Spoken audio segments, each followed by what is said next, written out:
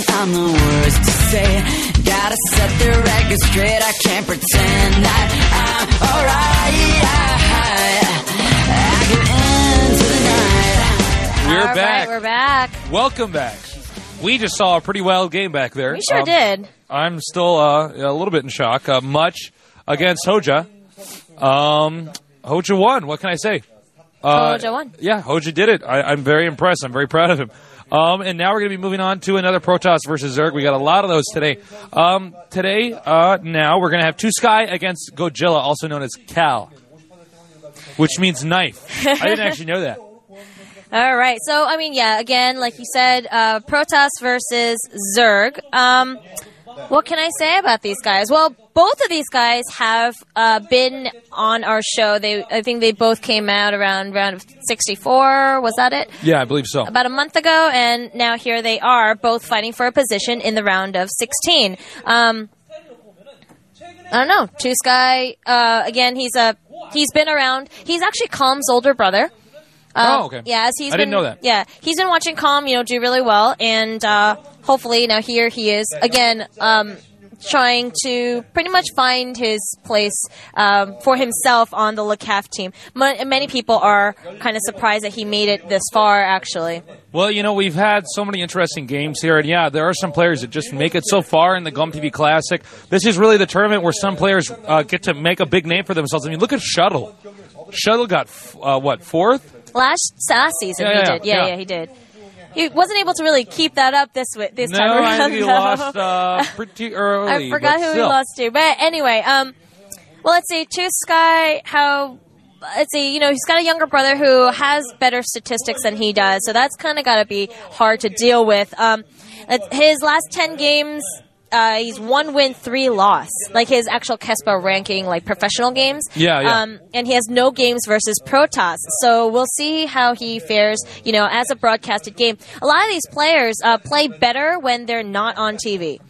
Well, that's true for most people. I mean, the pressure's on. It feels very weird. You can be watching yourself make mistakes, and you're like, oh, God, everybody's seen this. Mm-hmm. So, that's something that people just have to get over. It's at a studio with all these cameras around. They know that, we're broadcasting this. They know it's live. They know it's like... is making fun of them when they mess up. It's terrible. They also know that, actually, I'm not sure if they know that it's broadcasted all around the world.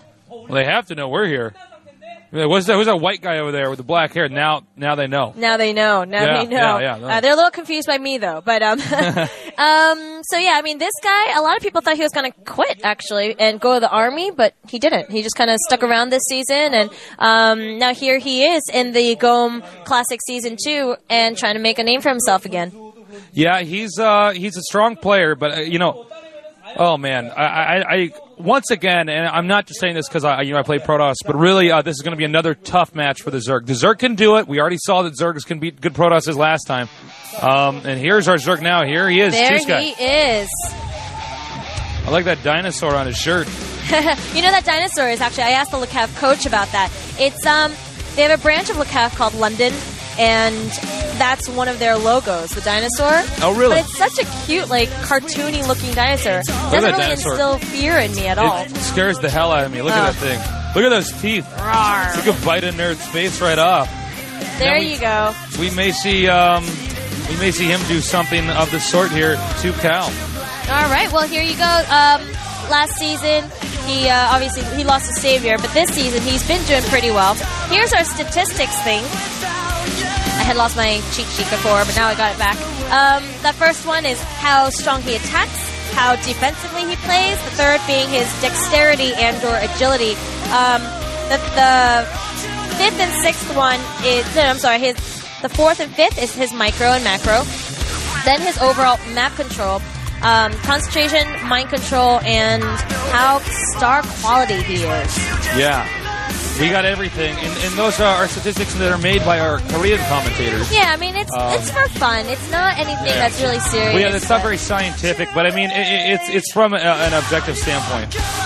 It is, and as you saw earlier, his attack level is much higher than defense, so we're going to see some aggressive play by this guy. Now, here is GooJiLa. As this you can guy's see, good. He's really smart. his ranking is 9. I mean, yeah, he's Tesla ranked is 9th in Tesla, and he's been higher before. Yeah, definitely. He's got a lot of fans down here today. He's also one of these guys that really has a strong grasp on the game. He's one of these Pro Toss players that a lot of people are copying to try to figure out exactly how to play. As we found out earlier, Cal is 9th in Korea, and he actually carries one right underneath that jacket, so he can shank a nerd if he gets too close. Damn, look at those stats. I know his control is at 9, which means he's got very good micro. In fact, he's known for his high Templar hit and run kind of moves, where he just brings in one guy, takes out that knife of his, stabs him, starts shanking nerds all over the place, pretty much, and then brings them out. Leaves them bleeding. He is the STX hope of Protoss. He is STX's main Protoss guy. His last 10 being 5 wins, 5 losses, and versus Zerg, 7 wins, 3 losses. So we could probably see. I mean, I don't know. Being that we saw Tosky being a more aggressive player, yet GooJiLa being a more defensive player, this might actually work out pretty well to GooJiLa's liking. I mean, if he can be, I think you're right. I think if he can be defensive really early on and just maintain that, it's going to be very, very tough for the Zerg in the late game when the Protoss has a pretty strong economy. Yeah, and again, just like what I've been saying about Hoja early on, he was here trying to prove his spot to the KTF coach. Well, here is Tosky now. All these people think that he's not going to be around anymore, and I think he's here to prove his spot. So I think today is the day of players trying to, make a name for themselves and really prove I to their think you're totally teams. right. Yeah. Legends will be made today. It's going to be exciting. Let's see if they can manage to hold. If Kyle can hold on to this, we're going to find out here in a minute. I think we're going to be starting. It looks like the players are ready, from what they're saying, in here in the game box. So in just a little bit, a lot of Protoss versus Zerg action. Our map, destination. And by the way, did you know? I think iCup's resetting this week. Yeah? Oh yeah. I read that. I saw that. Yeah. I think I might start playing. You should. I think I'm going to start playing this season. I'm going to be playing a lot. Yeah, but none of you guys are going to know my name. Yeah, nobody can know my ID either. Are they going? All right, we're starting on destination. Here is our first set of Tosky versus GooJiLa, otherwise known as Call. Yeah. Protoss versus Zerg should be pretty cool. And yeah, I really don't know. We'll see how this one pans out. Definitely. Yeah, I don't know exactly how Cal's going to open. I would guess fast expansion, but we'll find out in just a minute.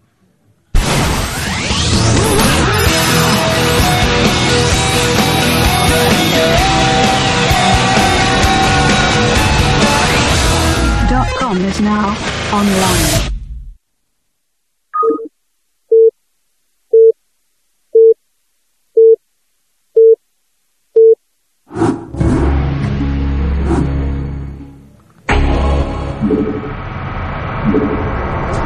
All right, we have started our first game of this set now. We have Tosky on the bottom position. We have GooJiLa in the north position, however you want to call it. What that little blurb said was right. A lot of the people that he had taken down in the OSL and the MSL have made it now to the round of 16. So let's see if he could follow suit and get up there. Okay, now I'm guessing fast expansion on this map. I have seen Stork one gate. The only reason why you wouldn't see Protoss players one gating more often would be that, they, on this map, because of the mineral patch in the back, you can drone drill and glitch workers over there. It really messes up one gate build. Did he just... I guess that's not too close. That looks like it's almost too close, but I would expect Cal to not do such a thing. Firebats kill things all the time. It's also true. It's true. Yeah, he knows. I know it too. Now we all know. Okay, he's going to come down here. He's going to scout and see if his opponent's fast hatching or fast pooling.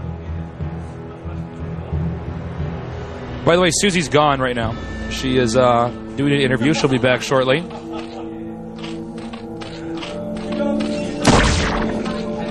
And it's going to be a 9 pool. This is pretty common on this map. It seems like there's a lot of powerful things that Zerg can do early on and really mess up the Protoss with the 9 pool.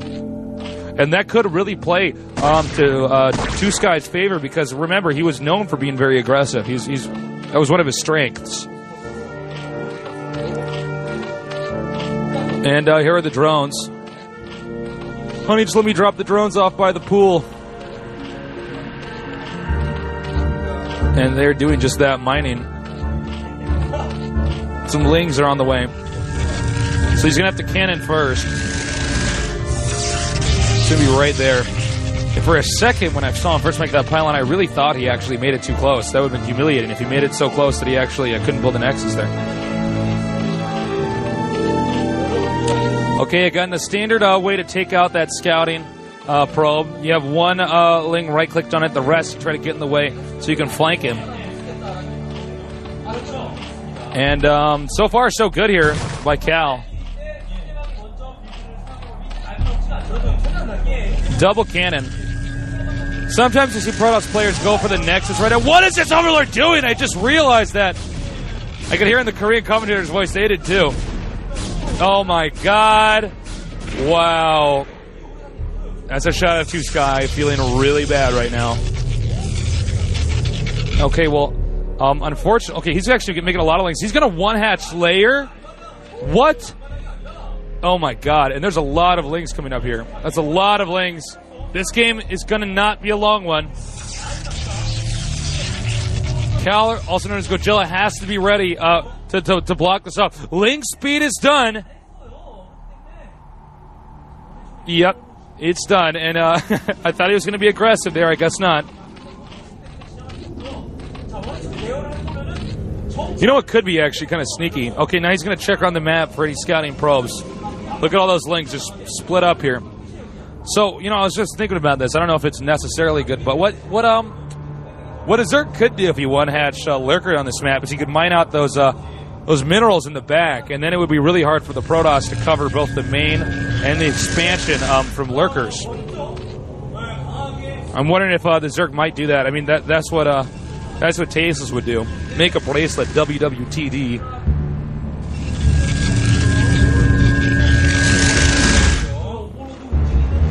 Okay, well, it is definitely going to be one-hatch Lurkers. Now, this is a build that was really popular for about a year. Actually, probably even more than that, one-hatch Lurker. It was most common against Terran, because that was back when Terran did not fast expand right away. They would get Semitic Marine and then expand, which meant a lot of times they would be totally thrown off guard by these Lurkers coming in there. And sometimes good players would even incorporate drop into it. People tried it against Protoss. But this was also the phase where Protoss were already doing fast techs to Stargate early on, which kind of messes up the whole build because you can just take out Overlord so easily. The Zerg don't have a whole lot to cover it.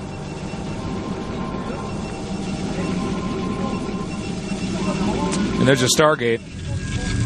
Now, this is a fast expansion Stargate, so the Stargate's a little bit later, which means it won't be able to do the harassment as early as if you had one-base this.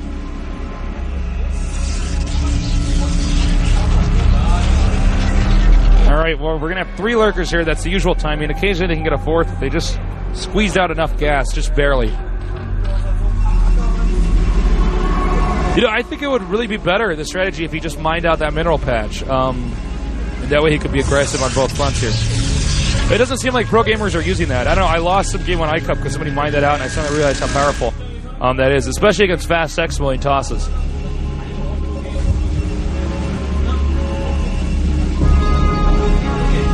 Okay, we have a lot of cannons here. You could tell that GooJiLa senses danger. I sense danger. Okay, the Lurkers are done.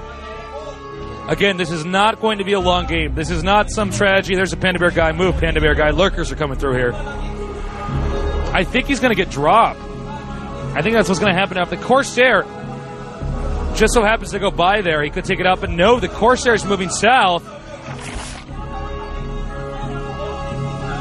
Okay. The problem here is that if he comes in at the right angle and drops some Zerglings over there as well, he can just take out the main right away. Okay. The Lurkers are out. They're out. Looks like he's going to drop one in the back expansion over here. One cannon is up. He's going to go right over here. He's going to be able to hit the Nexus from here. Oh, no, he didn't. Cal is pissed. Cal's going to start shanking people pretty soon here. Oh, my God.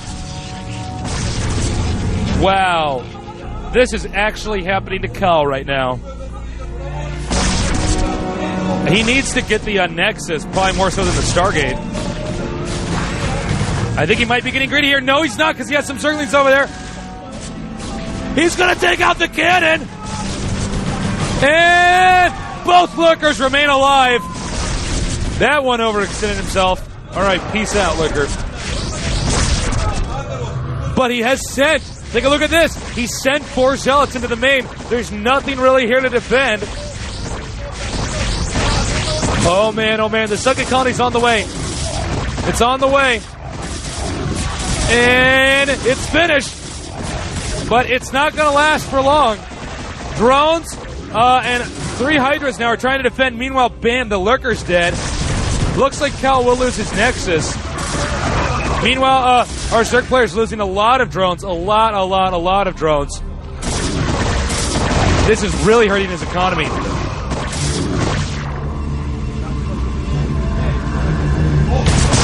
Okay. Well, in a few moments here, the Zerg is going to lose control of the Protoss' main base. It looks like he's going to go ahead and try to get this Forge, too. Smart move. He needs to take out everything he possibly can. Meanwhile, the Zerg just has to defend. He has to hold this off. It's almost impossible, though. You can see 2 Corsairs are out, and not all the Overlords are in safe locations here.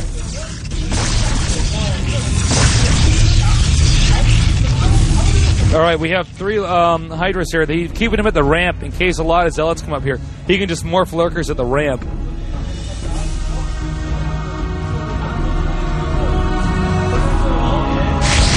All right, the Overlord's out. It's out.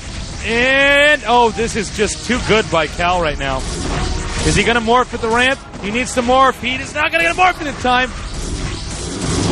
Oh, there it is. Good game. Cal actually came back. Cal actually came back from that. Boom, Cal. He stabs nerds. That's what his name means, Cal. It means knife. It's funny. It's not just like a random statement I'm making. In case you just joined us. Yeah, you can see Tosky says, okay, I was a little too aggressive there. He probably should have used at least 1 Lurker to defend rather than, you can see he dropped 1 in the back. He should have probably used at least 1 to defend and then had 3 that were being offensive in key locations. They've already both joined the game here. They're on Requiem. So this may not be a long game. If Cal 2-gates like a lot of the Protosses have been doing, 2-gating very popular on this map. We're kind of seeing a resurrection of that strategy here. As you can see, I'm all alone. I'm still casting alone. So lonely over here. But soon, Susie will be back to cast with us. Now, yeah, that strategy, I want to talk about that for a minute because that was actually really, really good. I think what might have actually been better is if he actually went ahead and mined out that back mineral patch and did not bother upgrading drop because he can get Lurkers back there no matter what, right? So just get him back there that way. And then, from there he could even kept, 1 Overlord, over that area where the expansion was and harass with Lurkers that way, at least until the Corsair got out. But, I mean, that would have been a lot of dead probes. So, I don't know. But that's one way that, people could actually use that strategy and build off of it from there. So, I don't know. Well, we're still sitting here. The players have confirmed they're ready on my in-game screen. So, whenever they want to do it, we'll do it. Yeah. That's how it works around here. Man, ICUP's going to reset. And there's going to be something new with the ladder, apparently. I don't know what, though. But it should be pretty interesting. Yeah. Welcome back, Susie. Wow, is the first game over already? Yeah, it's done. It's not here. Yeah. Okay. Yeah. And that's because we saw 1 hatch Lurker. Ah. Yeah. Okay. So, Cal won, but it was actually a very close game. Cal lost his main. And, yeah, there you go. Wham, right, bam, yeah, actually, I heard some great excitement from here while I was doing the interview, and I sat there really? and actually, I wonder what's happening. Hoja and I both looked at each other and we're like, I wonder what's going on. So it was good. All right. Okay. All right. Well, we're still waiting. I think it's going to start any second now. Actually, not any second, but pretty soon here. Requiem, like we already saw before, 2 gating, pretty popular. So, that's pretty exciting. 2 gating, though, very hard. You got to be really, really good at micro. I mean, really, really good at micro. Both sides, defending and offending. Cal is pretty good at micro, though. He's pretty good at micro. Pretty good at that. He played quite well that last game. I really got to hand it to him. Really? I got to go watch that VOD when it's up. Yeah, definitely. Which, by the check way, here's my little plug. Oh, I think we're starting, actually. I'll plug it when the game starts. Get ready. It's going to start right now. Cal versus Tosky, Game 2 on Neo Requiem. Any second now.